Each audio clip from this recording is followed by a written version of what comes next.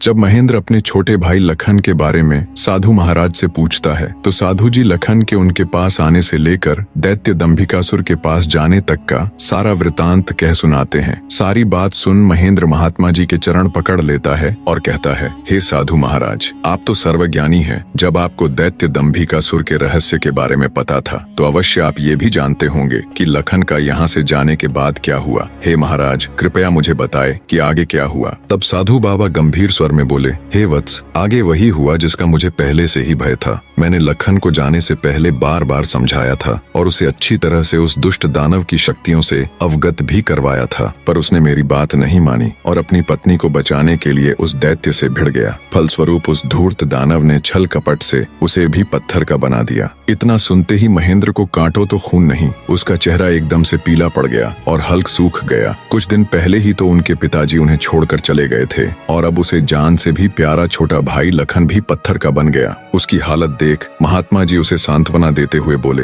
बेटा अब क्या हो सकता है, होनी को कौन टाल सकता है। महेंद्र तो जैसे शून्य में था, मानो उसके शरीर में प्राण ही ना हो। कुछ देर तक वहाँ घोर सन्नाटा छाया रहा। कुछ होश ठिकाने आने पर आंखों में अश्रु लिए महेंद्र बोला, हे महाराज, अब आप ही मेरी मदद कीजिए और मुझे रास्ता दिखाए जिससे मेरा अनुज फिर से अपने मानव रूप में लौट आए। महेंद्र की बात सुन महात्मा जी बोले, बेटा ऐसा तो कोई रास्ता नहीं है। जैसा कि मैंने बताया, उस दुष्ट दानव की 7 गुत्थियों का जवाब देना ही इस समस्या का एकमात्र हल है। कोई व्यक्ति जब उसके सभी सवालों के जवाब देकर उसे पराजित कर मौत के घाट उतार देगा, तब तुम्हारा भाई लखन ही नहीं बल्कि उस मक्कारी दैत्य द्वारा श्रापित किए गए सभी जीव अपने वास्तविक रूप में लौट आएंगे। महेंद्र बोला, महाराज, आप तो सर्वशक्तिमान हैं, फिर आप ऐसा क्यों नहीं करते। महेंद्र की बात सुन महात्मा जी बोले, बेटा बेशक मैं उस पापी दानव के सभी सवालों का जवाब दे सकता हूँ, पर मेरी भी कुछ सीमाएं हैं जिन्हें मैं चाह कर भी नहीं लांघ सकता। इतना कह साधु महाराज चुप हो जाते हैं। तब महेंद्र बोला, ठीक है महाराज, तो फिर मैं खुद जाऊंगा अपने अनुज को बचाने और उस दुष्ट दैत्य के सवालों का जवाब देने।